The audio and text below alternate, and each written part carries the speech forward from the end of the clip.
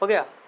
Okay देखो ये question board exam में बहुत इंपॉर्टेंट है। मैंने बताया था ना कि डायपोल की वजह से दो पोजीशन पे हमको इलेक्ट्रिक फील्ड निकालना है। ए सुनो ना, डायपोल की वजह से दो पोजीशन पे हमको इलेक्ट्रिक फील्ड निकालना है। एक पोजीशन था एक्सियल डायपोल के एक्सिस पर, जो कि मैंने पिछले लेक्चर में कवर किया था, और एक उसके इक्वेटोरियल पे। इक्वेटोरियल किसको बोलते हैं? इक्वेटोरियल वो बोलते हैं कि वो प्लेन जो डायपोल पर परपेंडिकुलर हो, क्या हो, और उसके सेंटर से पास करना चाहिए।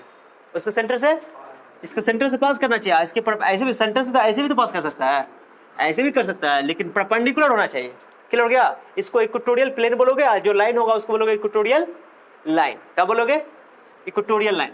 तो देखो मैं यहाँ पे ई क्यू लिख देता हूँ। ई क्यू मतलब इक्वेटोरियल लाइन पर किसी भी पॉइंट पे निकालना है मुझे इलेक्ट्रिक फील्ड, तो क्या होगा? तो मैंने कल एक्सियल पर निकाल के दिखाया था। आप सुनो, बोर्ड एग्जाम में ये इंपॉर्टेंट है। कई बार एग्जाम में बोलेगा derive for the expression for the electric field due to your dipole on its axial line. तो कल वाला, पिछला लेक्चर वाला। और अगर बोल दिया कि due to dipole on its equatorial line, कौन लाइन? हाँ, इक्वेटोरियल लाइन को एक और नाम देते हैं इंड ऑन पोजीशन। ये भी नाम रखा रहता है, इंड ऑन पोजीशन। और उसको बोलते हैं एक्सियल लाइन को ब्रॉड ऑन पोजीशन भी बोलते हैं, ब्रॉड साइड ऑन पोजीशन। तो नाम से कोई मतलब नहीं है, बस इतना याद है एक्सियल लाइन और इक्वेटोरियल लाइन। एक्सियल को बोल सकते हो, बोलेगा क्वेश्चन में कि इलेक्ट्रिक फील्ड निकालो उसके एक्सिस के किसी पॉइंट पर। एक्सिस के तो कल वाला करोगे जिसमें फॉर्मूला आया था 2p/r3। और आज वाला भी क्लास में, यानी कि आज के लेक्चर में जो इक्वेटोरियल है तो इसमें फॉर्मूला आएगा p/r3। लेकिन यहाँ तो माइनस लगा हुआ है। क्या लगा हुआ है? इसको ड्राइव करते हैं। पहले क्या करते हैं? बोर्ड एग्जाम में लॉन्ग टाइम में एक क्वेश्चन इस पर आता है, आएगा नहीं, आता है, अक्सर आता है। हाँ, दोनों में से कोई एक रहेगा। तब चलो, ये तो खानदानी नियम हो गया। मैंने लिख दिया कि plus minus Q 2a is an electric dipole. Electric dipole, arrow देना है तो दे दो एरो, कोई दिक्कत नहीं है। क्लियर हो गया जी? इलेक्ट्रिक डायपोल पूरा ध्यान से देखो। यहाँ पे मैं कुछ फिगर से भी चेंज कर बनाऊंगा, इसलिए कह रहा हूँ। अच्छा देखो, is an electric dipole in air. Air में बोल दिया, एयर में बोले जो भी हमारा काम होगा सारा एयर में करेंगे। किस में करेंगे? एयर के बदले में चाहो तो वैक्यूम भी लिख सकते हो, फ्री स्पेस भी लिख सकते हो, क्योंकि हम लोग एप्सिलॉन नॉट इस्तेमाल करते हैं। और एप्सिलॉन नॉट किसकी परमिटिविटी है? वैक्यूम की है, यानी फ्री स्पेस की है। या एयर बोल तो एयर भी करीब करीब इतना ही रहता है, इसलिए हम लोग यूज कर सकते हैं। और डायपोल मोमेंट क्या होता है? जो डायपोल बना रही, डायपोल है तुम्हारे पास, एक डायपोल का चार्ज क्या है? Minus Q charge plus Q charge. दोनों के बीच की डिस्टेंस क्या है? 2a। ओके, किसी छूटा ना लेक्चर? छूटा है बाबू? हाँ, तो इस लेक्चर को जाकर देख लेना। मैंने आज अपलोड कर दिया है इसका। आज नहीं किया, आज तो मैंने हाँ शायद हाँ कर दिया, इलेक्ट्रिक फील्ड वाला किया है। ओके, तो जो भी पिछला लेक्चर मैंने पढ़ाया ना उसको जाकर ऑनलाइन का कर लोगे, देख लोगे तो ज़्यादा क्लियर हो रहा है, तो दिक्कत हो गया। तो डायपोल बोलते हैं ए बी डायपोल, जहाँ पे माइनस क्यू चार्ज है प्लस क्यू चार्ज है। दो चार्ज है, एक प्लस क्यू होगा, एक हमेशा हम लोग इधर नेगेटिव लिखते हैं, इधर अच्छा रहता है। कोई रूल नहीं, हार्ड एंड फास्ट रूल नहीं है। और दोनों के बीच का डिस्टेंस क्या लेते हैं? 2a। तो ये बताओ सेंटर ये ए हो जाएगा, ये ए हो जाएगा। कोई डाउट किसी को? अब मुझे एक लाइन बनाना है, वो लाइन जो इसके सेंटर से पास करे और इसके डायपोल पे परपेंडिकुलर हो। डायपोल पे क्या हो? तो उसको बोलेंगे इक्वेटोरियल लाइन। क्या बोलेंगे? हाँ, निरक्षीय रेखा। कौन रेखा? हाँ, निरक्षीय रेखा बोलते हैं उसको। अक्षीय लाइन बोले थे कल, जो बोले थे एक्सियल लाइन। ये निरक्षीय रेखा, ठीक है, इक्वेटोरियल लाइन। समझा? इक्वेटोरियल समझा? जो इसके सेंटर से पास करे, वो लाइन जो इसके सेंटर से पास करे और डायपोल पे क्या हो? परपेंडिकुलर हो, उसको बोलेंगे इक्वेटोरियल लाइन। एक लाइन ले लिया, इस लाइन पे एक पॉइंट ले लिया मैंने, क्या? R। इस लाइन पे क्या ले लिया मैंने? R पॉइंट पे। मान लो, मुझे ध्यान से सुना, ये मेरे पास एक डायपोल है माइनस क्यू प्लस क्यू, यहाँ सेंटर उसका, सेंटर से मैंने परपेंडिकुलर लाइन पे यहाँ पर जाकर के R पॉइंट पे, जो कि R डिस्टेंस पर है। कहाँ डिस्टेंस पे? मैंने बताया था पिछले लेक्चर में कि डिस्टेंस हमेशा कहाँ से मेजर करना है? सेंटर से मेजर करना है। कहाँ से मेजर करना है? और सेंटर से ही जिस पॉइंट पे मुझे इलेक्ट्रिक फील्ड चाहिए वहां से उस डिस्टेंस को हम लोग R मान लेते हैं, ठीक है। तो ये R मान लिया मैंने। ओके, तो यहाँ से जाकर के R डिस्टेंस पे एक पॉइंट R है जहां पर हमें इलेक्ट्रिक फील्ड निकालनी है डायपोल की वजह से। किसकी वजह से? हाँ, सिंपल बात है। आप सुनो, बहुत ईजी है, देखो अच्छा सा है। ओके, ये डिस्टेंस O से लेकर R तक क्या डिस्टेंस है? R। मैंने यहाँ लिख दिया, देखो OA OB A है, OA OB क्या है? A है। OR क्या हो गया? R। अभी बताओ, मुझे इलेक्ट्रिक फील्ड चाहिए। सुनो अच्छा से, बहुत अच्छा सुनो। एक बार इस पॉइंट पे देखेंगे, पॉइंट R पे नेट इलेक्ट्रिक फील्ड निकालना है ना, तो एक बार नेगेटिव चार्ज की वजह से निकालेंगे, एक बार पॉजिटिव चार्ज की वजह से। क्लियर हो गया? अब बताओ, नेगेटिव चार्ज की वजह से किसी पॉइंट पे इलेक्ट्रिक फील्ड उसकी ओर होता है कि उससे दूर होता है? नेगेटिव चार्ज की वजह से उसकी ओर, अब पॉजिटिव चार्ज की वजह से उससे दूर। क्या समझेगा? पॉजिटिव से दूर और नेगेटिव चार्ज से की ओर, क्योंकि नेगेटिव अट्रैक्ट करेगा और पॉजिटिव रिपेल करेगा। क्योंकि हम लोग जब भी किसी पॉइंट पे इलेक्ट्रिक फील्ड निकालते हैं तो मैंने बताया था कि एक भुतिया चार्ज होता है जिसको टेस्ट चार्ज बोलते हैं, वो टेस्ट चार्ज बाय कन्वेंशन हम लोग पॉजिटिव लेते हैं। क्या लेते हैं? हाँ, बाय कन्वेंशन। ओके, परंपरा है वो लेने का। तो यहाँ पे कुछ नहीं रखा हुआ है, तो यानी कि एक चार्ज रखा हुआ है पॉजिटिव चार्ज। अब बताओ नेगेटिव क्या करेगा? उसको अट्रैक्ट करेगा। तो एरो मैंने बनाया, लो एरो बनाया यहाँ पे, नेगेटिव अट्रैक्ट करेगा, बोला ना नेगेटिव अट्रैक्ट करेगा और मतलब पॉजिटिव चार्ज क्या करेगा? तो इसका देखो, इस चार्ज की वजह से, नेगेटिव चार्ज की वजह से इस पॉइंट आर पे इलेक्ट्रिक फील्ड इधर होगा उसकी ओर, तो मैंने इसका नाम दे दिया ई नेगेटिव। क्या दे दिया? E minus. What is E minus? What is E minus? This is the electric field due to a negative charge at point R. Point are पर माइनस क्यू की वजह से जो इलेक्ट्रिक फील्ड है वो मैंने ई माइनस बोल दिया। क्लियर हो गया? अब इधर हुआ। अब बताओ पॉजिटिव चार्ज क्या करेगा? रिपेल करेगा क्या अट्रैक्ट करेगा? रिपेल करेगा, क्योंकि यहाँ पे पॉजिटिव रखा हुआ है, अंडरस्टूड है। ओके, तो पॉजिटिव चार्ज की वजह से दूर होता है इलेक्ट्रिक फील्ड, तो इसे दूर बाहर होना, बाहर ऐसे दूर, इसी लाइन पे, लेकिन इसी लाइन में बनाना, बाहर को लाइन में बनाना। मैं इसको अलग से एक रफ बना के दिखाता हूँ। ओके, मैं बना के दिखाता हूँ। लो, इस पॉइंट में मुझे निकालना है। किस पॉइंट में निकालना बाबू? इस पॉइंट पे। तो चलो, E minus Q charge plus Q charge. हाँ जी, जिस पॉइंट पे भी इलेक्ट्रिक फील्ड निकालना है, अंडरस्टूड है कि वहां पे एक टेस्ट चार्ज है, और वो टेस्ट चार्ज बाय कन्वेंशन क्या है? पॉजिटिव है। यही तो मैं समझा रहा हूँ ना। ओके, अब बताओ नेगेटिव चार्ज क्या होगा? उसकी ओर होगा। लाइन पहले मिला दो, नेगेटिव चार्ज मिला दिया, इलेक्ट्रिक फील्ड इसकी वजह से उसकी ओर। अब पॉजिटिव चार्ज लाइन मिलाओ, पहले लाइन मिला दिया, और मिला दिया, चलो मिला दिया। अब इससे पॉजिटिव चार्ज से क्या होगा? दूर ना, तो ये हो गया ई पॉजिटिव, ये हो गया ई नेगेटिव। क्या समझा गया? तो अब बताओ इन दोनों का रिजल्टेंट ना निकालेंगे हम। अरे किसी फील्ड, किसी पॉइंट पे इलेक्ट्रिक फील्ड निकाला होगा तो नेट इलेक्ट्रिक फील्ड ना निकालोगे। आप बताओ जो कल एक्सेल में निकाले थे तो दोनों एक ही डायरेक्शन में आ गया था, तो दोनों को सीधे क्या कर देते हैं? ऐड कर, सॉरी, दोनों डायरेक्शन ऐसे आ गया था, ऐसे अपोजिट आ गया था। एक बड़ा था, एक एक्सेल में था। एक बड़ा में से छोटा क्या कर देते हैं? 180 में वाला में केस में घटा देते हैं, माइनस कर देते हैं, और उसके अलावा जो है सेम डायरेक्शन में ऐड कर देते हैं। लेकिन यहाँ पर तो सिंपल एंगल पता ही नहीं हमें। एंगल पता कैसे पता करेंगे? तो सिंपल सुनो अच्छा से, तो इन दोनों का मुझे रिजल्टेंट निकालना पड़ेगा। रिजल्टेंट किधर होगा? इन दोनों का रिजल्ट, एक इधर जा रहा है, एक इधर, रिजल्टेंट किधर होगा? रिजल्टेंट तो ये कहीं ना कहीं बीच में होगा, और दोनों का मैग्नीट्यूड सेम है। दोनों में इलेक्ट्रिक फील्ड का मैग्नीट्यूड क्या है? पूछो क्यों सर सेम है? क्यों सेम है? क्योंकि इनका डिस्टेंस, ये डिस्टेंस क्या है? सेम है। अरे चार्ज का मैग्नीट्यूड दोनों जगह सेम है, और ये दोनों डिस्टेंस आपस में क्या है? सेम है। अरे किसी पॉइंट चार्ज की वजह से इलेक्ट्रिक फील्ड क्या होता है? मान लो क्यू चार्ज है, आप पॉइंट आर पर इलेक्ट्रिक फील्ड पॉइंट पे बताओ क्या होगा? बताओ क्या होगा? बर by 4 pi epsilon naught q by r square. जो डिस्टेंस होगा वो डिस्टेंस लेना पड़ेगा। अब हम माइनस क्यू का निकाले थे, ये डिस्टेंस लेना पड़ेगा, ए आर का लेना पड़ेगा, और बी अगर प्लस क्यू चार्ज की वजह से निकाल रहा हो तो इसके वजह से डिस्टेंस क्या लेना पड़ेगा? B r. इन्हें लोगे आर, इसका डिस्टेंस लेना पड़ेगा। क्लियर हो गया? तो माइनस क्यू का डिस्टेंस क्या है उस पॉइंट आर से? ए आर है। अब प्लस क्यू का डिस्टेंस जो है वो बी आर है। क्या समझ रहा है? क्लियर हो रहा है बात? अब बताओ ए आर और बी आर सेम है? पूछो क्यों सर सेम है? पूछो ना, क्योंकि ये परपेंडिकुलर लाइन है। क्या है? तुम लोग 10th क्लास में पढ़ते आए हो, 6, 8, 7 में कंस्ट्रक्शन बनाए हो, कंस्ट्रक्शन रचना, अरे रचना कंस्ट्रक्शन बनाए हो तो क्या किया? किसी एक लाइन को तुम आधा कैसे करते थे? यहाँ रखते थे, ऐसे करते थे, ऐसे करते थे, ऐसे करते थे, ऐसे करते थे, दोनों को क्या कर देते थे? जल्दी बोलो, क्या कर देते थे? मिला देते थे, तो ये आधा भी हो जाता था, ये क्या हो जाता था? लंब परपेंडिकुलर भी हो जाता था। क्या समझा कि नहीं? इसको बोलते हैं परपेंडिकुलर बाइसेक्टर। क्या बोलते हैं? लंब समद्विभाजक। तो ये तो एक तरह 90 से तो गुजर रहा है, तो ये परपेंडिकुलर बाइसेक्टर है। तो ये अगर एंगल थीटा है क्या हो जाएगा? तो ये दोनों सेम होना ही होना है, क्योंकि दो एंगल जब इक्वल हो गया, अरे दो एंगल जब इक्वल हो गया तो उनका दो साइड पे क्या होगा?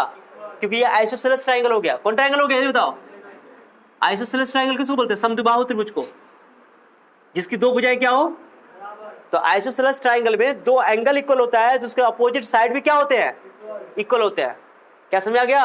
तो ये याद है ना कि आइसोसेलेस ट्रायंगल है, इसलिए इसका दो साइड इक्वल है, यानी कि ए आर और बी आर क्या है? सेम है। अरे ये जो ए आर देख रहे हो, ए आर और बी आर क्या है? सेम है। क्यों सेम है? क्योंकि ये आइसोसेलेस ट्रायंगल है। क्या समझा गया?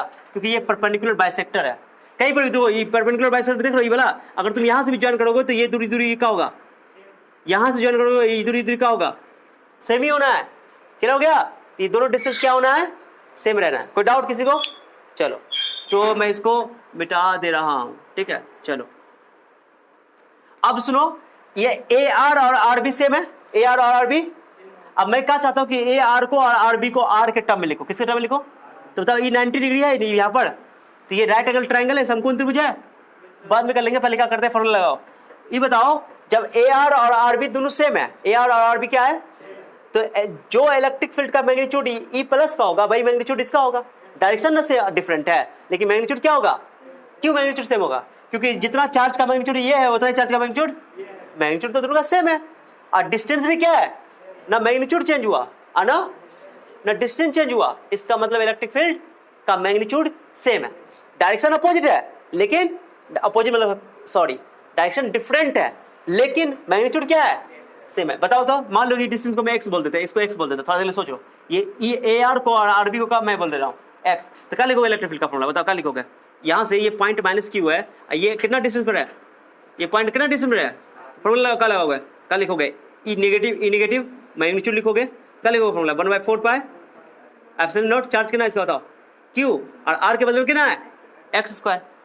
ये x जो है तुम्हारा ए आर है, मैंने एग्जांपल दिया तुमको, x मानने की जरूरत नहीं है, मैं समझा रहा हूँ। और यही चार्ज, ये इसका कितना लगाओ, इसका प्लस क्यू का कितना लिखोगे? इतना ही ना लिखोगे, प्लस क्यू का मैग्नीट्यूड क्या लिखोगे? डिस्टेंस तो उतना ही है, चार्ज का मैग्नीट्यूड भी सेम है, खाली डायरेक्शन डिफरेंट है, तो मैग्नीट्यूड तो दोनों का क्या है? सेम है। तो जो मैग्नीट्यूड ई माइनस का होगा वही मैग्नीट्यूड, तो दो मैंने जितना बड़ा एरो इसको बनाया उतना एरो से बनाया मैंने, जितना बड़ा लेंथ इसको रखा उतना ही बड़ा लेंथ इसको रखा, समझे? दोनों का लेंथ क्यों सेम रखा? क्योंकि दोनों का मैग्नीट्यूड क्या है लेकिन डायरेक्शन सेम, डायरेक्शन डिफरेंट है, अपोजिट भी नहीं बोलो, डिफरेंट है। क्या समझ आ गया? तो x को मैं हटा रहा हूं, x समझाने के लिए मैंने लिया था, x तुम चाहो तो x ले सकते हो। कोई डाउट किसी को? तो मैंने लिखा देखो, ये देखो फ्रॉम फिगर, पहले क्या करते हो रिलैक्स होकर सुनना। अब बताओ जो ए आर है, ये आर बी, तुम इसको आर के टर्म में लिख सकते हो। इस ट्राइंगल को देखो, A O R, A O right angle triangle है, समकोण त्रिभुज है, अरे राइट एंगल ट्राइंगल। और राइट एंगल ट्राइंगल में क्या होता है? Hypotenuse square equal to perpendicular to square plus, तो ये ए आर का वैल्यू क्या हो जाएगा? आर स्क्वायर प्लस, मैंने लिख दिया आर ए और आर बी दोनों का वैल्यू क्या होगा? Root under r square plus a square. कोई दिक्कत है किसी को जी? ध्यान दो, यहाँ देख रही हो, ये जो कर्ण है ना, कर्ण का फलन क्या होता है? लंब स्क्वायर प्लस, तो लंब कितना है बताओ? आर, और आधार कितना है? ए, तो लिख दिया रूट अंडर ए स्क्वायर प्लस स्क्वायर। कोई दिक्कत किसी को? तो जितना ये होगा उतना, तो आर ए का वैल्यू और आर बी का वैल्यू सेम। कोई डाउट किसी को? चलो अब बताओ, जितना मैग्नीट्यूड ई प्लस का होगा, जितना मैग्नीट्यूड ई प्लस का होगा उतना ही मैग्नीट्यूड, तो लिखा 1/4 pi epsilon naught q by are a square, या तो आर ए लिख दो या तो आर बी, जो डिस्टेंस है। अब तुम चाहो तो x मान सकते हो, कोई दिक्कत? तो आर ए का होल स्क्वायर। ओके, इसको मैंने क्या बोलते हैं? इलेक्ट्रिक फील्ड ई बोल दिया। क्या बोल दिया? ई मतलब मैग्नीट्यूड, किसका मैग्नीट्यूड? प्लस क्यू की वजह से जो इलेक्ट्रिक फील्ड है उसका मैग्नीट्यूड, और माइनस क्यू की वजह से जो इलेक्ट्रिक फील्ड है उसका मैग्नीट्यूड, दोनों का मैग्नीट्यूड क्या है? तो मैंने लिखा ई बराबर, ई बोल दिया मैंने 1/4 pi epsilon naught q by are A का वैल्यू बोलो, आर ए का वैल्यू कितना है? ये ना है, लेकिन यहाँ पर तो स्क्वायर है, क्या है? रूट लिखना नहीं है, तो r square plus a square. Equation 1 लिख दिया मैंने। कोई दिक्कत किसी को? अब यहाँ पर ध्यान से सुनना। चलो मैं फिगर उसको मैंने फिर से बना के दिखा रहा हूँ। फिगर जब तक नहीं बनाओगे खुद से तक नहीं समझ में आएगा। चलो ये तुम्हारे पास माइनस क्यू है, ये क्या है? अब बताओ इस पॉइंट पे, बताओ इसको ज्वाइन करो, इलेक्ट्रिक फील्ड इधर होगा, किसी दिक्कत यहाँ देख रहे हो? और इसकी वजह से इलेक्ट्रिक फील्ड क्या होगा? इससे दूर ई मान लिया मैंने, एंगल क्या मान लिया? थीटा एंगल मान लिया, दोनों एंगल इक्वल है। ओके, एकदम क्लियर है। ये एंगल मान लिया कि ना थीटा। अब सुनना सारे बच्चे, सब बच्चे सुनना, इन दोनों का रिजल्टेंट किधर जाना है? रिजल्टेंट इधर जाना है, इधर तय है कि रिजल्टेंट इधर जाना है, क्योंकि ये इधर जा रहा है, ये इधर जाता है, खींच किधर जाएगा? रिजल्टेंट इधर ही जाएगा। क्या समझ आ रहा है जी? रिजल्टेंट किधर जाएगा? अभी बताओ, डायपोल मोमेंट का डायरेक्शन किधर होता है? नेगेटिव से पॉजिटिव। डायपोल मोमेंट का डायरेक्शन नेगेटिव से पॉजिटिव, और नेट रिजल्टेंट इलेक्ट्रिक फील्ड किधर आ रहा है? लेफ्ट। ये है राइट। डायपोल मोमेंट का डायरेक्शन किधर है? राइट, नेगेटिव से पॉजिटिव। लेकिन नेट रिजल्ट इलेक्ट्रिक फील्ड का डायरेक्शन किधर आ रहा है? लेफ्ट। दोनों एक दूसरे का क्या है? उल्टा है कि नहीं है? इसलिए ये माइनस लास्ट में लगाया गया है। समझा? एक्सियल वाला किस में याद है? जिधर डायपोल मोमेंट का डायरेक्शन था, नेट इलेक्ट्रिक फील्ड भी उधर ही आया था, याद आया? बट इक्वेटोरियल के केस में देख लो, नेट इलेक्ट्रिक फील्ड किधर आ रहा है? लेफ्ट। और डायपोल मोमेंट का डायरेक्शन किधर है? इसलिए माइनस लगाना पड़ा, क्योंकि दोनों एक दूसरे के क्या है? अपोजिट है। तो net electric field due to on any point on equatorial line, okay, is opposite to the direction of dipole moment. Okay, dipole moment के just क्या होता है? Opposite होता है। तो इसलिए मैंने माइनस लगाया वहां पे वेक्टर फॉर्म में लिखने के लिए। कौन फॉर्म में लिखने के लिए? चलो उसके बाद अब बताओ ये थीटा दी क्या हो जाएगा, क्योंकि ये और ये पैरेलल है ना, तो पैरेलल लाइन में ये अल्टरनेट एंगल एकांतर कोण, और अल्टरनेट एंगल इक्वल होगा ना होगा। और ये बताओ ये दोनों पैरेलल है आपस में, तो सुनो अच्छा सुनो, ये दोनों पैरेलल है तो ये थीटा दी क्या हो जाएगा? करस्पॉन्डिंग कोण एंगल। ये अल्टरनेट एंगल है, ये दोनों करस्पॉन्डिंग एंगल संगत कोण। यार ये नहीं पढ़े हो ऐसे, तो सुनो ध्यान से देखो, ये एंगल और ये एंगल क्या कहलाता है? अल्टरनेट एंगल, एकांतर कोण, तिरछा तिरछी एकांतर कोण। अगर दोनों पैरेलल है तो आपस में बराबर होना है, और ये एंगल क्या होगा? Corresponding angle.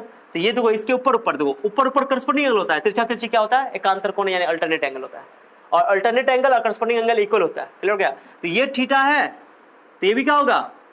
ये थीटा तो ये भी क्या हो जाएगा? अब बताओ इसका, अब यहां पर से रिजल्टेंट निकालने के लिए फॉर्मूला लगाएंगे a² + b² + 2ab cos theta. और थीटा का वैल्यू मुझे पता है ही नहीं, अरे थीटा का वैल्यू पता ना है, तो थीटा का वैल्यू पता नहीं तो फॉर्मूला लगाना ज्यादा उचित नहीं है। लगा सकते हैं लेकिन अच्छा है कि कंपोनेंट तोड़ दें। क्या कर दें? हाँ, तो इसका दो कंपोनेंट टूटेगा, ये बनेगा क्या कंपोनेंट तोड़ेंगे? एक इसका वर्टिकल लाइन में, एक इसका, तो थीटा टचिंग वाला में cos से मल्टीप्लाई होता है, और थीटा अपोजिट वाला में। तो बताओ इसका मैग्नीट्यूड क्या ना है? ई, इसका भी मैग्नीट्यूड कितना है? दोनों का मैग्नीट्यूड क्या है? तो ये बताओ इसका दो मैग्नीट्यूड कंपोनेंट होगा, एक कंपोनेंट ऐसे टूटेगा, बताओ ई साइन थीटा, जल्दी बोलो। और ई वाला क्या होगा? E cos. कोई दिक्कत किसी को? इसका भी दो टूटेगा, कितना टूटेगा? इसको तोड़ो, ये नहीं ऐसे ना है, एक टूटेगा हॉरिजॉन्टल, एक टूटेगा ऐसे ना तोड़ोगे। और ये देखो सोचो मैं बता रहा हूँ, सुनो, एक जा रहा है ऐसे, एक जा रहा है ऐसे, रिजल्टेंट बताओ, रिजल्टेंट किधर जाएगा? इधर। अरे समझ रहे हो? एक जा रहा है ऐसे, एक जा रहा है ऐसे, रिजल्टेंट बताओ किधर जाएगा? ऐसे। एक जा रहा है मान लो कि ऐसे, और एक जा रहा है ऐसे, तो रिजल्टेंट किधर जाएगा? जाएगा नहीं जाएगा ऐसे करके? लॉजिक लगा रहे हो कि नहीं लगा रहे हो? तो भाई तो कंपोनेंट तोड़ने में यही सब काम आता है। तो ये सब वेक्टर का कमाल है पूरा। मैंने बोला भी था कि वेक्टर बहुत इंपॉर्टेंट टॉपिक है, ऑनलाइन पढ़ा हुआ है, जाकर देखो, मैंने पूरा पढ़ाया हुआ है बेसिक फिजिक्स में। ओके चलो, तो ये क्या समझ में आ गया बात? तो बताओ ये पहले बताओ, इसका मैंने कंपोनेंट तोड़ा, कैसे तोड़ा बताओ? E sine theta E cos theta. अब इसका कंपोनेंट तोड़ना पड़ेगा, तो बोलो इसका क्या कंपोनेंट होगा? दो, एक हॉरिजॉन्टल में, एक तो इधर दो, इधर थीटा ये ना, तो ई कॉस थीटा एक और आएगा। दोनों का मैग्नीट्यूड सेम है इसलिए दोनों में ई लिख रहा है। क्या समझा? अब मैग्नीट्यूड सेम रहेगा तो दोनों में ई नहीं लिखा जाएगा। अब बताओ इसका ई साइन थीटा, कोई दिक्कत? तो दो कंपोनेंट एक डायरेक्शन में आ गया, दो कंपोनेंट और दो कंपोनेंट अपोजिट हो गया। तो अपोजिट वाला जब देखो दोनों का मैग्नीट्यूड सेम है, इक्वल एंड अपोजिट, कैंसिल कर देगा। अरे ये कट जाएगा ना, कट जाएगा, cancel out to each other. Okay, अरे ये जो वर्टिकल कंपोनेंट है इलेक्ट्रिक फील्ड, दोनों इलेक्ट्रिक फील्ड का, उसका वर्टिकल कंपोनेंट एक दूसरे को क्या कर रहा है? कैंसिल आउट कर रहा है, काट रहा है एक दूसरे को। क्यों काट रहा है? क्योंकि दोनों इक्वल एंड अपोजिट है। लेकिन ये दोनों क्या हो जाएगा? ऐड हो जाएगा, क्योंकि डायरेक्शन क्या है? ई कॉस थीटा क्या होगा? E cos theta. तो मैंने लिखा देखो, net electric field at r, net electric field at r. Equatorial लिख दिया मैंने, इक्वेटोरियल मतलब इक्वेटोरियल लाइन पर खींचे इसलिए इक्वेटोरियल। ओके, ई नहीं लिख सकते यहाँ पे चेंज कर लेना, ई क्यू लिख देना। ओके, इक्वेटोरियल लाइन पे तो क्या लिखोगे? 2e cos theta. क्या लिखोगे? 2e cos theta. कैसे हुआ समझाया ना? दोनों जुड़ करके ई cos थीटा क्या हो गया? और ये दोनों आपस में क्या हो गया? कैंसिल। ई साइन थीटा क्या कर दिया एक दूसरे को? मैंने कट का साइन क्यों लगाया? कट का साइन क्यों लगाया? क्यों दोनों equal and opposite. Component method कहलाता है। वेक्टर आना चाहिए, इसके लिए मैंने बोला कि वेक्टर बहुत इंपॉर्टेंट है।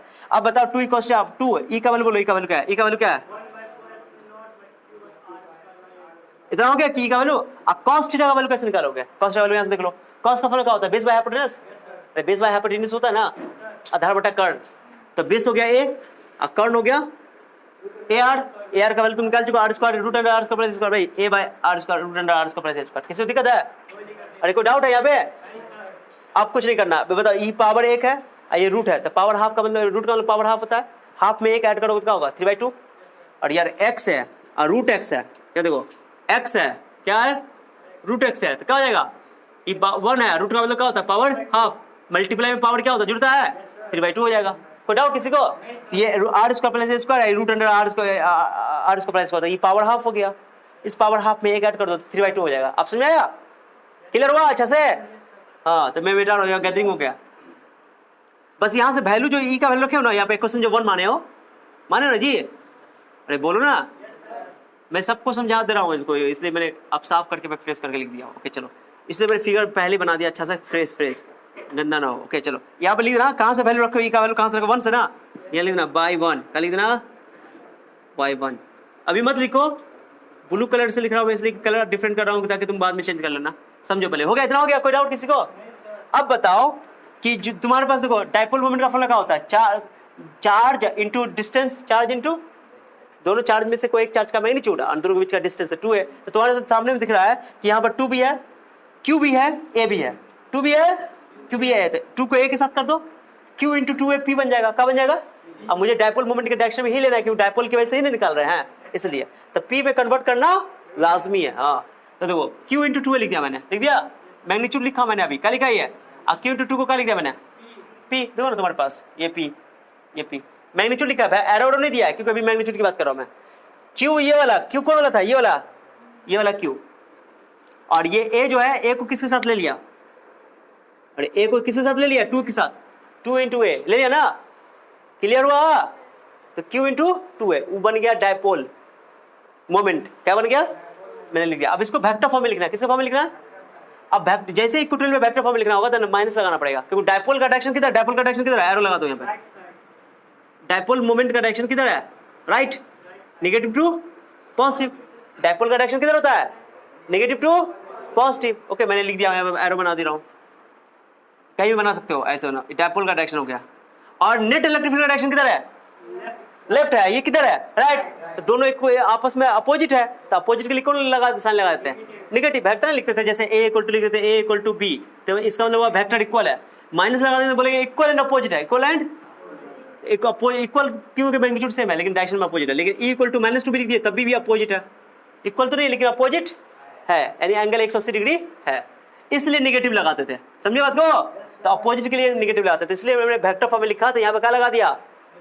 कोई बच्चा कहे सर हम यहाँ ना लिखेंगे, सर हम यहाँ ना लिखेंगे, हम यहाँ लिखेंगे सर, ऐसे लिखेंगे, कोई दिक्कत? तो ब्रैकेट देना पड़ेगा। क्या समझ आ गया? अरे समझा कुछ नहीं? हो गया, ई फॉर्म में आ गया। ये ओरिजिनल फॉर्मूला हो गया, हर जगह अप्लीकेबल है, इक्वेटोरियल के हर पॉइंट पे अप्लीकेबल है। अब इसमें एक केस करेंगे शॉर्ट डाइपोल। कौन डाइपोल? स्मॉल डाइपोल है। स्मॉल डाइपोल में क्या बोले थे कि आर का वैल्यू ए से बहुत बहुत बड़ा होगा, R is much much larger than ए, तो are is much much larger than, ये पॉइंट जो पी आर है ना, ये आर बहुत दूर है। कितना दूर है? बहुत दूर है। और उस कंपैरिजन में डाइपोल जो बहुत छोटा है, डाइपोल का जो है, ये बोलो कि डाइपोल बहुत छोटा है तो उसका ए का वैल्यू बहुत कम होगा आर के कंपैरिजन में, तो are is much much small larger than a. Okay, a बहुत छोटा होगा तो आर स्क्वायर भी क्या हो जाएगा? ए स्क्वायर से बड़ा होगा। जब आर बड़ा है ए से तो आर स्क्वायर भी क्या हो जाएगा? ए स्क्वायर से बड़ा हो जाएगा। तो उस केस में जो प्लस या माइनस में लिखा हुआ होगा, जैसे एक्सेल वाला केस में माइनस में लिखा होता तो ए स्क्वायर को छोड़ देना ना, क्योंकि ए बहुत छोटा है। तो आर स्क्वायर में ए स्क्वायर ऐड करोगे तो कोई फर्क, आंसर क्या लिखना पड़ेगा? आर स्क्वायर ही लिखना पड़ेगा। क्या लिखना पड़ेगा जल्दी बताओ? क्यों? क्योंकि आर स्क्वायर ए स्क्वायर से बहुत बहुत बड़ा है, r square much much larger than a square. तो r square plus a square को हम लिखेंगे अप्रोक्सीमेटली, क्या लिख देंगे? Are square. ए स्क्वायर को छोड़ देंगे क्योंकि ए स्क्वायर बहुत छोटा है। अब आराम से यहाँ पे r square plus a square के बदले में क्या रख देंगे वैल्यू? बताओ। Are square. आर स्क्वायर रखा, 2 से 2 का हो जाएगा, कैंसिल हो गया, p by r q. Minus लगाना वेक्टर फॉर्म में, ये फॉर्मूला हो गया पी बाई आर क्यू। अब बताओ एक्सेल वाला में क्या था? बताओ एक्सेल वाला में, इसमें भी आर क्यू आया, उसमें भी आर क्यू आया। इलेक्ट्रिक डाइपोल की वजह से इलेक्ट्रिक फील्ड कितने पोजीशन पे निकाले? कितने पोजीशन पे निकाले? एक एक्सियल लाइन पे, इक्वेटोरियल लाइन पे, दोनों में फॉर्मूला में क्या आया? आर क्यू आया। लेकिन बताओ पॉइंट चार्ज की वजह से जो इलेक्ट्रिक फील्ड का फॉर्मूला होता है, पॉइंट चार्ज की वजह से बताता हूं क्या होता है। जैसे क्यू है, इसकी वजह से आर डिस्टेंस पे मुझे इलेक्ट्रिक फील्ड चाहिए, क्या फॉर्मूला क्या होता है? 1/4πε0, जल्दी बोलो, क्यू बाई आर स्क्वायर। कितना आता है? तो पॉइंट चार्ज की वजह से इलेक्ट्रिक फील्ड में आर स्क्वायर आता है, माने डिस्टेंस के इनवर्सली प्रोपोर्शनल तो है लेकिन स्क्वायर वाला में, लेकिन E is inversely proportional to 1/r square. लेकिन मैंने एक्सियल वाला प्रूफ किया था, उसमें भी आर क्यू आया था, और इक्वेटोरियल में प्रूफ किया तभी क्या आया? तो डाइपोल की वजह से, जल्दी बोलो क्या बोला मैंने? डाइपोल की वजह से जो इलेक्ट्रिक फील्ड आएगा, लेकिन कैसा डाइपोल है? शॉर्ट डाइपोल की बात हो रही है। कौन डाइपोल की बात हो रही है? हाँ, शॉर्ट डाइपोल, ये याद रखना। शॉर्ट डाइपोल की वजह से जो इलेक्ट्रिक फील्ड आएगा वो ई इनवर्सली प्रोपोर्शनल होगा आर क्यूब के। किसके इनवर्सली प्रोपोर्शनल होगा? आर क्यूब के। दोनों में अंतर समझ रहे हो? तो डाइपोल वाला में इलेक्ट्रिक फील्ड के साथ वैरी जो है वो आर क्यूब में है, यानी कि इनवर्सली प्रोपोर्शनल है आर क्यूब में, और यहाँ पे इनवर्सली प्रोपोर्शनल है आर स्क्वायर में। समझा? कहीं पे ऐसा भी हो सकता है कि इलेक्ट्रिक फील्ड जो है वो डायरेक्टली प्रोपोर्शनल हो, यहाँ नहीं लिख रहा हूँ, ऐसा भी हो सकता है कि इनवर्सली प्रोपोर्शनल हो लेकिन आर ए पावर हो, एक ही पावर हो। कितना पावर हो? एक ही पावर हो। ऐसा भी हो सकता है, वो कहाँ पे होगा बताएंगे। तो ये सारी बातें याद रखना कि पॉइंट चार्ज की वजह से इलेक्ट्रिक फील्ड आर स्क्वायर के इनवर्सली प्रोपोर्शनल होता है, डायपोल की वजह से जो इलेक्ट्रिक फील्ड आता है, चाहे वो किसी भी पोजीशन पे आए, वो आर क्यूब के इनवर्सली प्रोपोर्शनल होता है। बताओ, डिस्टेंस बढ़ने से यहां भी घटेगा, डिस्टेंस बढ़ने से यहां भी घटेगा, डिस्टेंस बढ़ने से यहां भी घटेगा। क्या घटेगा? Electric field. माने चार्ज का डिस्टेंस जितना जितना बढ़ाते जाओगे, पॉइंट टू जितना दूर लोगे, इलेक्ट्रिक फील्ड क्या होता जाएगा? लेकिन तेजी से यहां घटेगा कि यहां घटेगा कि यहां घटेगा? जल्दी बताओ। आर क्यूब में ज्यादा घटेगा तेजी से, क्योंकि पावर सबसे बड़ा है। क्लियर हो गया? तो यहाँ पे फास्टर डिक्रीज करेगा, यहाँ पे उससे स्लो, सबसे स्लो किसमें डिक्रीज करेगा? ये भी इनवर्सली प्रोपोर्शनल है, ये भी इनवर्सली प्रोपोर्शनल है, ये भी इनवर्सली प्रोपोर्शनल है, लेकिन तेजी से यहाँ पे घटेगा।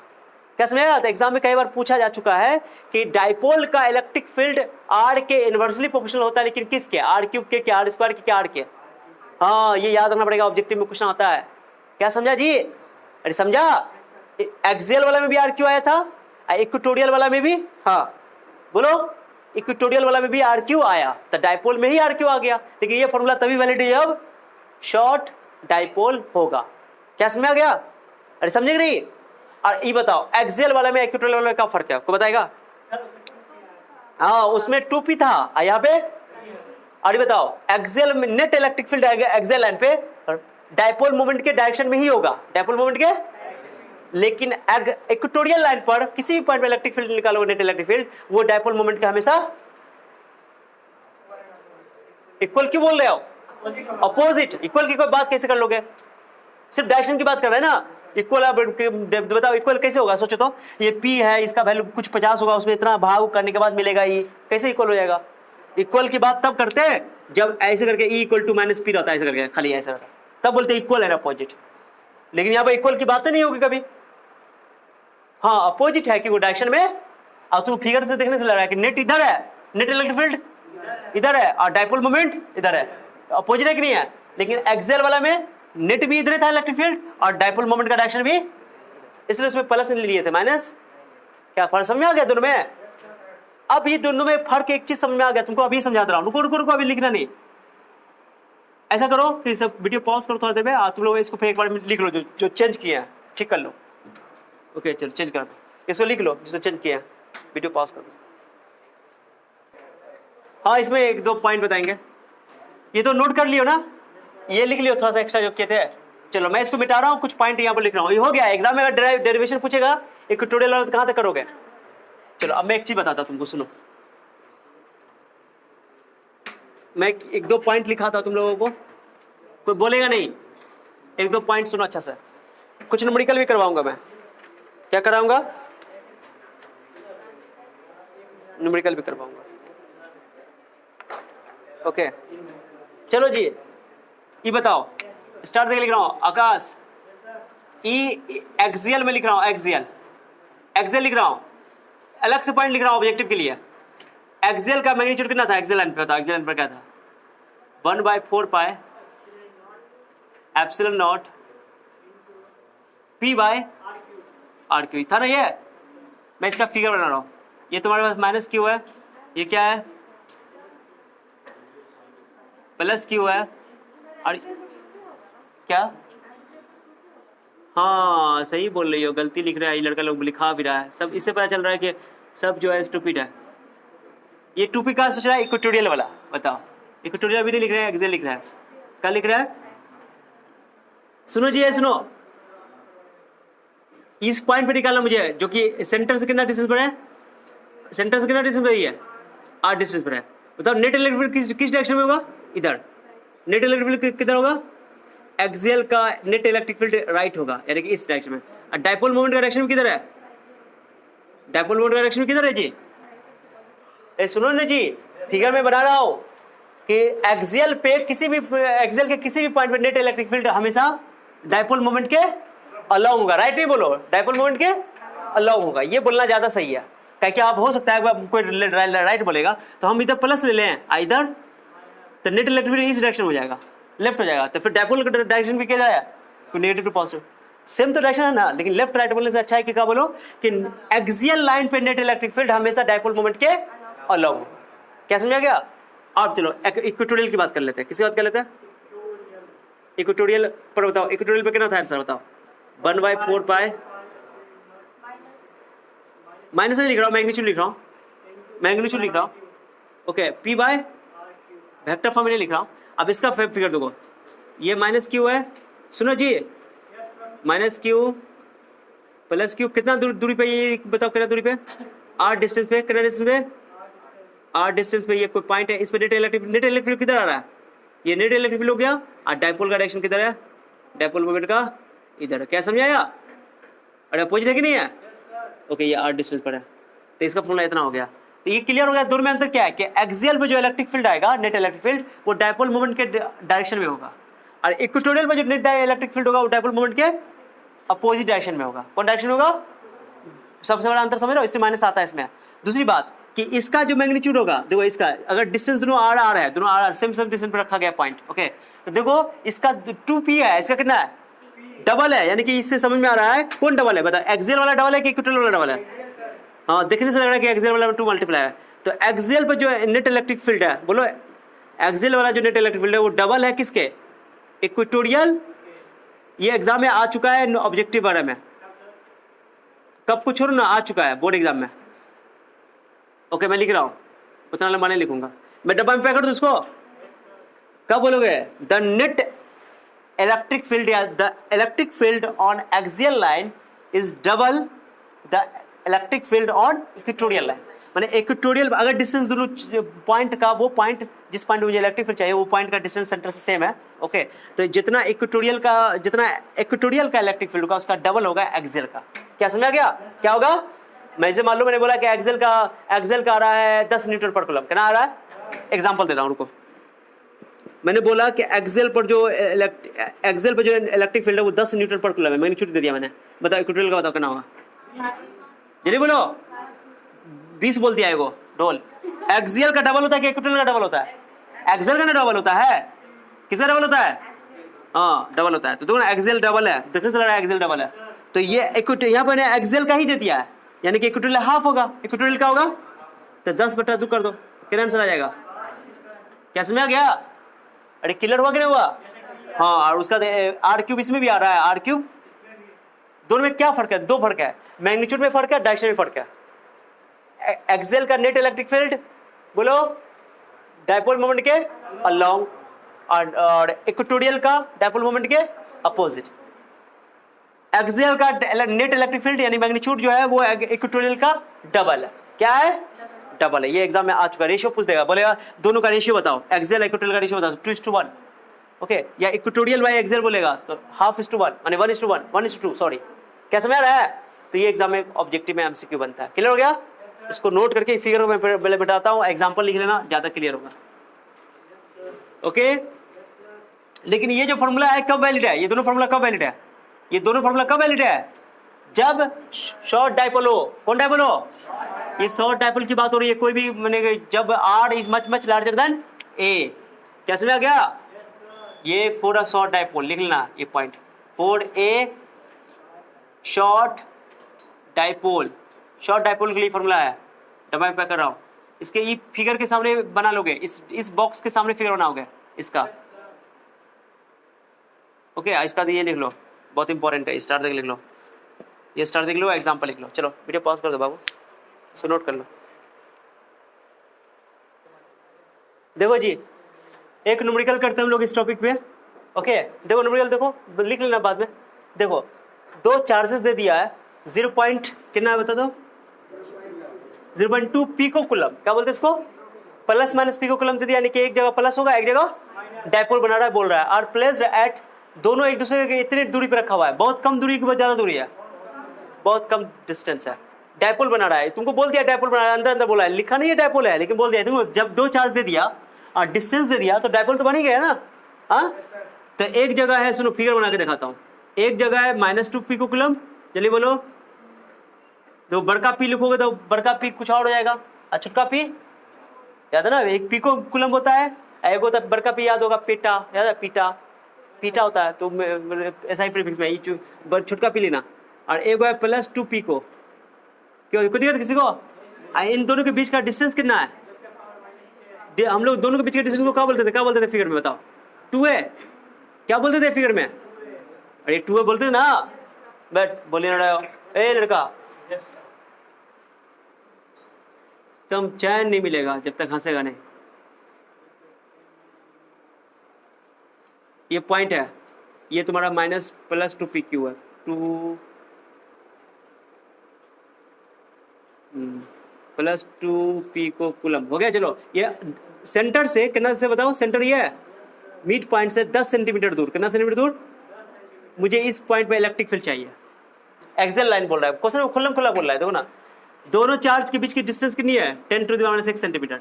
Calculate the electric field at an axial point at a distance of 10 centimetre okay from there mid point, माने वो जो डिस्टेंस जिस पॉइंट में मुझे इलेक्ट्रिक फील्ड चाहिए वो सेंटर से यानी कि मिड पॉइंट से 10 सेंटीमीटर दूर है। अब बताओ दोनों चार्ज के बीच का डिस्टेंस कितना दिया हुआ है। अब मुझे बताओ फॉर्मूला क्या पड़ेगा इलेक्ट्रिक फील्ड का, इसका एक्सियल का क्या पड़ेगा, एक्सियल का 2p/r²। पहले तो डाइपोल मोमेंट निकालना पड़ेगा, क्या निकालना पड़ेगा, और डिस्टेंस दिया हुआ है 10 सेंटीमीटर, उसको मीटर में कन्वर्ट कर लेंगे, किस में कन्वर्ट कर लेंगे, बाकी सब कुछ कर लो। अब डाइपोल मोमेंट निकालने का फॉर्मूला क्या होता है, कोई एक चार्ज का मैग्नीट्यूड और दोनों के बीच का डिस्टेंस का, तो कर लो डाइपोल मोमेंट निकालो, क्या पड़ेगा फॉर्मूला बताओ। मैं पी लिख रहा हूँ, पी पहले क्या करो, क्यू का वैल्यू लिख दो, क्यू वैल्यू क्या बताओ 2 पिको कूलम ना, मैग्नीट्यूड लिख रहा हूँ मैं 2 पिको कूलम। पिको कूलम का क्या होता है वैल्यू, पिको का मतलब क्या होता है 10⁻⁻12। अरे पिको मतलब ये होता है सर 2 है 0.2 है, सॉरी गलती लिखे हुए 0.2 है, कितना क्वेश्चन में 0.2 है, गलती हो जाता, क्या बताओ बाबू 0.2 है, गलती हो गया 0.2 पिको कूलम प्लस, कोई दिक्कत है किसी को। अब बताओ 0.2 लोगों तो क्या होगा बताओ तो जल्दी, पहले इसको कूलम में कन्वर्ट, एसआई यूनिट में कन्वर्ट कर लेना, किस में कन्वर्ट कर लेना 0.2 पिको कूलम हो गया। चलो इसको लिख दे क्या 2/10 ऐसा करके लिख दें। अब पिको मतलब क्या होता है -12 कल, अब इसको ऊपर ले जाओ, ऊपर ले जाओ, ऊपर ले जाओ, -13 कर दे, -13। चलो ठीक है, इतना आ गया, इतना, किसी को डाउट है किसी को जल्दी बताओ। चलो क्यों निकल गया, अब मुझे दोनों का डिस्टेंस दिया, दोनों के बीच का डिस्टेंस 2a दिया हुआ है, कितना दिया 2a का वैल्यू बताओ 10⁻⁻6 सेंटीमीटर, देखो ना क्वेश्चन दिया हुआ है, ये लिखा हुआ है। अरे दोनों चार्ज जो है प्लस माइनस क्यू जो चार्ज है उनके बीच का डिस्टेंस कितना दे दिया है 10⁻⁻6 सेंटीमीटर, ये जो डिस्टेंस दे दिया क्वेश्चन में। डाइपोल तब तो है कि स्मॉल डिस्टेंस से सेपरेटेड है। अब बताओ इस बड़का डाइपोल है शॉर्ट डाइपोल है, बताओ शॉर्ट है, बताओ जिस पॉइंट पे निकालना है वो दूरी कितना है बताओ 10, आई कितना डिस्टेंस है -6 है, बहुत छोटा है यार, कंपैरेटिवली जो है 10 सेंटीमीटर कंपैरिजन में ये वैल्यू बहुत, यहाँ पे r is much larger than ए, तो शॉर्ट डाइपोल वाला फॉर्मूला लगा लेंगे आराम से। तो इसलिए जनरली हम लोग को यही फॉर्मूला पर न्यूमेरिकल पूछा जाएगा, ठीक है जनरली, ओके दिमाग नहीं लगाना।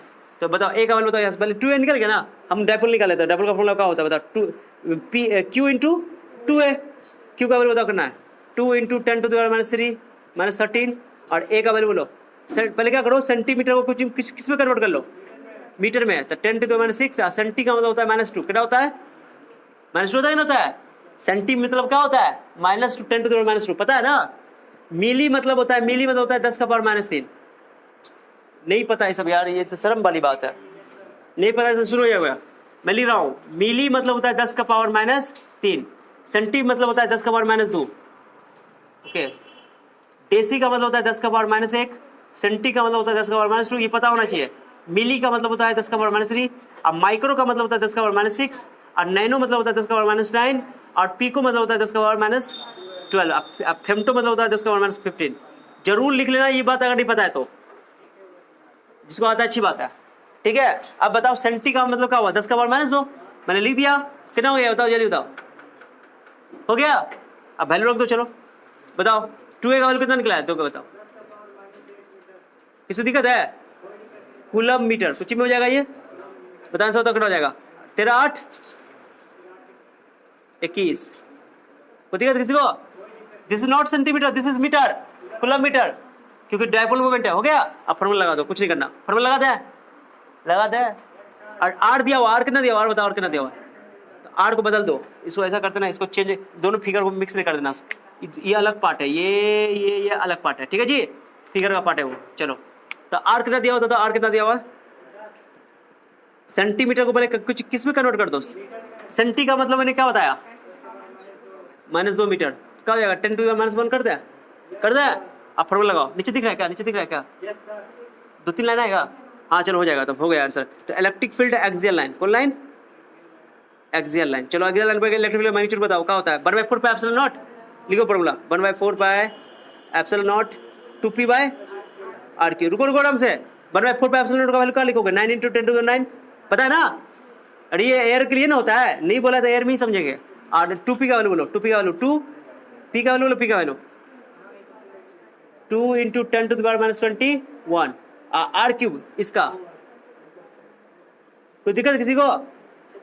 अरे बोलो कोई दिक्कत? कोई दिक्कत है किसी को? मैं इधर आ रहा हूं, इसको मिटा रहा हूं मैं,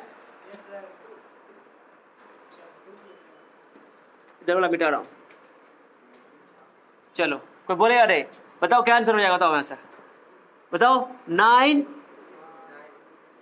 पहले पावर को अलग कर लेंगे, रुको ना, 10⁹, रुको 9 4 36 कर रहा हूँ, 9 4 जा, अरे 9 4 जा, ये समझा कि नहीं। 2 पहले से फॉर्मूला में, p का वैल्यू ये रख दिया, उठा के रख दिया इतना, ओके चलो। और r का वैल्यू इतना है, तो बताओ 9 4 36 इंटू 10⁻, होता तो 9 में से 21 घटा दो, -12, और नीचे बताओ कितना है, 10 का पावर 3 का -3 हो जाएगा, -3। चलो अब ऊपर ले जाओ, -12 + 10 का पावर +3 कर रहा हूँ, -3 पड़ जाएगा, 36 × 10 का पावर -9 हो जाएगा, हो जाएगा ना, हो जाएगा। ये हमेशा 1 और 10 के बीच में होना चाहिए, क्या बोला मैंने, तो डेसिमल किसका हो, तो 3.6 × 10 का पावर +1 कर दो, इंटू 10 का -1, ठीक है, क्या हो जाएगा आंसर, -8 न्यूटन पर कूलम, ठीक है, न्यूटन पर कूलम। आंसर यहाँ भी छोड़ सकते हो, या इसको तुम यहाँ भी लिख सकते हो, आंसर यहाँ भी लिख सकते हैं ऑप्शन के हिसाब से। अगर ऑब्जेक्टिव बना रहे हो तो 36 और 10 के पावर -9 को नैनो बोलते हैं, क्या बोलते हैं, नैनो, तो ये भी लिख सकते हो 36 नैनो न्यूटन पर कूलम, ऐसे भी लिखा जा सकता है, तो दिक्कत नहीं है। चलो लेकिन मैंने पक्के एसआई नोट में ही आंसर लिखा है, न्यूमेरिकल पूछेगा तो एसआई नोट में ही बनाना। कोई डाउट किसी को, क्लियर हो गया? कोई डाउट है किसी को कहीं पे? फिगर बनाओ, बनाओ, उतारो, चलो वीडियो पॉज कर लो, ओके।